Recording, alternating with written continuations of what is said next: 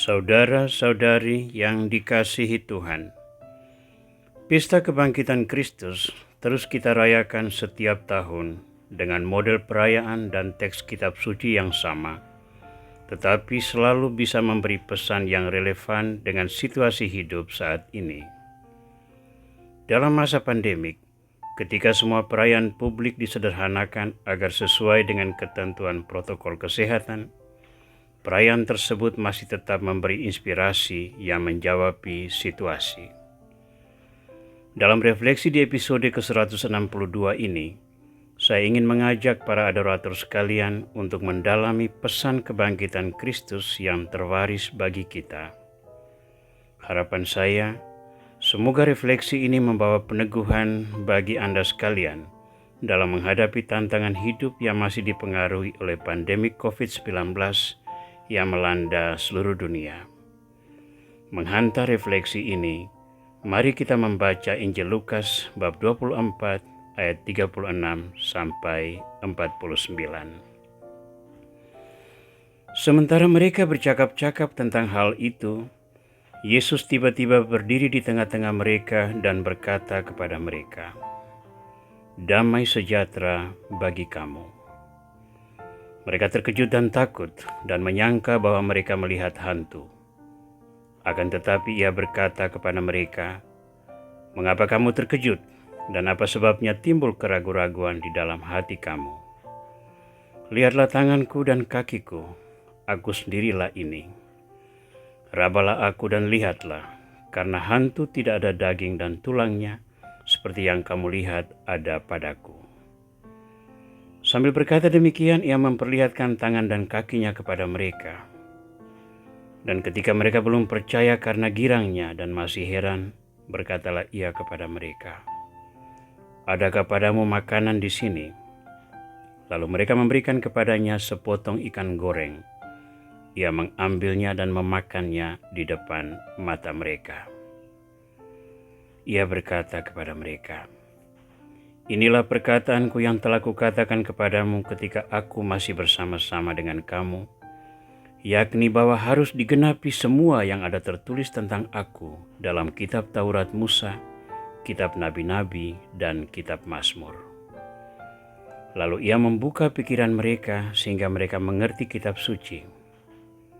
Katanya kepada mereka, "Ada tertulis demikian, Mesias harus menderita dan bangkit dari antara orang mati pada hari yang ketiga.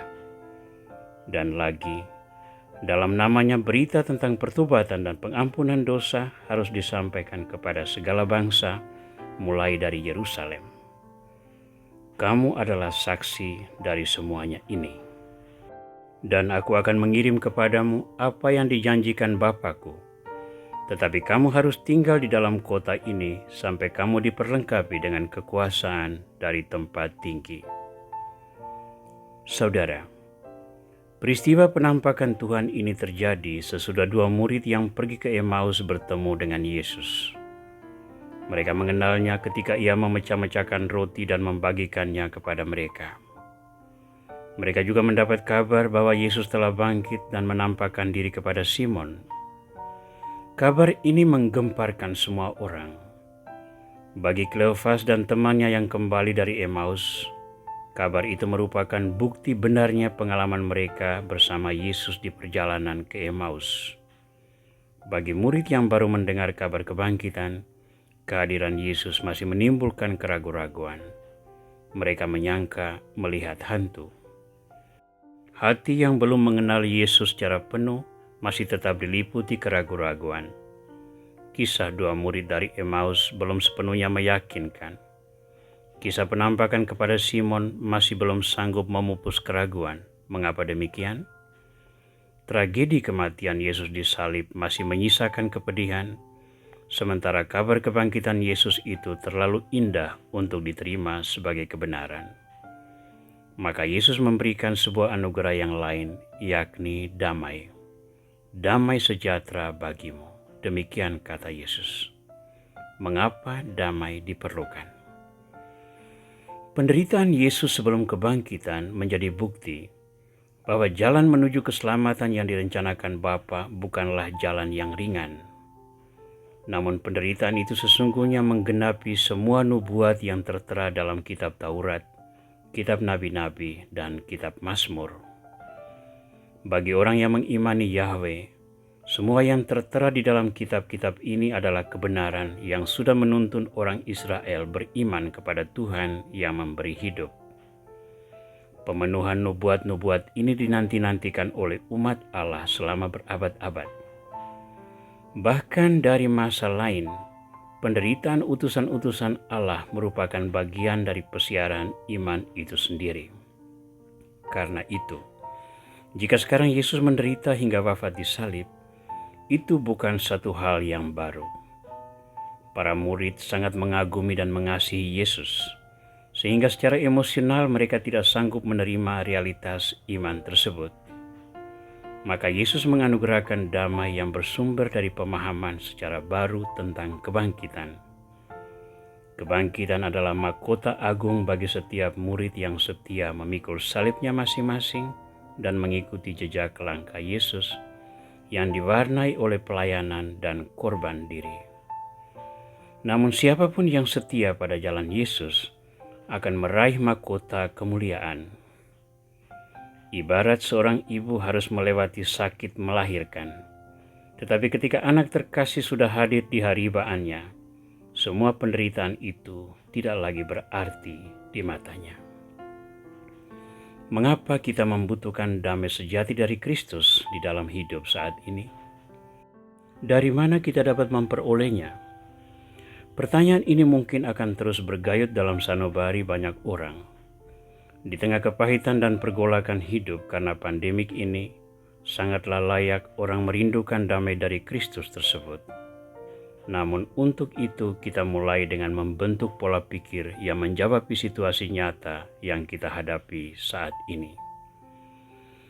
Pertama, mari kita memaknai pandemi COVID-19 sebagai sebuah jalan salib pemurnian, di mana kita mengukur kualitas iman kita kepada Yesus Kristus. Dibandingkan dengan jalan salib Yesus, kesulitan oleh pandemik ini masih dapat kita tanggung dalam semangat solidaritas. Kita saling menolong satu sama lain untuk bangkit dari keterpurukan. Bagaimana dengan yang meninggal dunia? Mari kita memandangnya sebagai pembebasan dari Tuhan, agar mereka tidak turut menderita lagi bersama kita saat ini.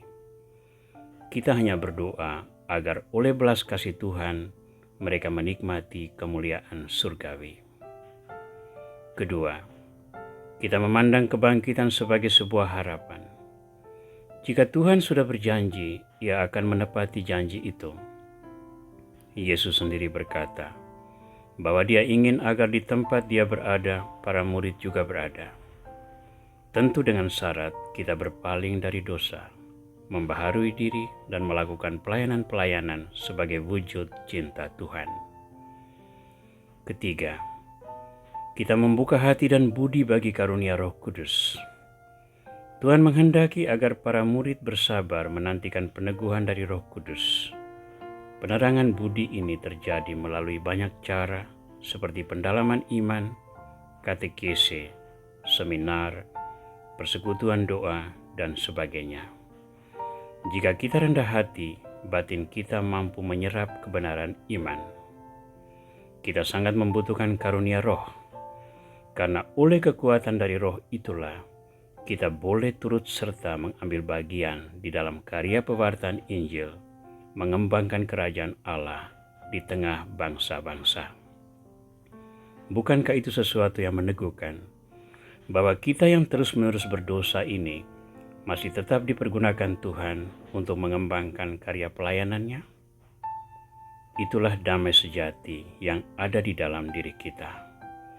Damai yang bersumber dari salib Kristus, yang berpuncak pada kebangkitan, yang memberi kita peneguhan untuk terus berjalan dalam terang hidup hari ini, walaupun banyak tantangan yang kita hadapi.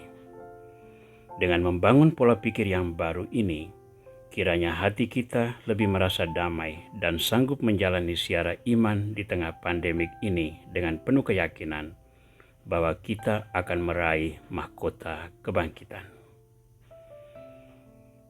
Tuhan Yesus Kristus, teguhkanlah iman kami, kuatkanlah harapan kami, dan kobarkanlah cinta kami, agar tetap berjalan di jalan keselamatan. Berilah kami hati yang damai, agar di tengah perjuangan yang paling berat sekalipun, kami tetap mengimani kebangkitan-Mu yang menuntun kami keluar dari kegelapan menuju terang sejati keselamatan-Mu. Engkaulah Tuhan dan pengantara kami, kini dan sepanjang masa. Amin.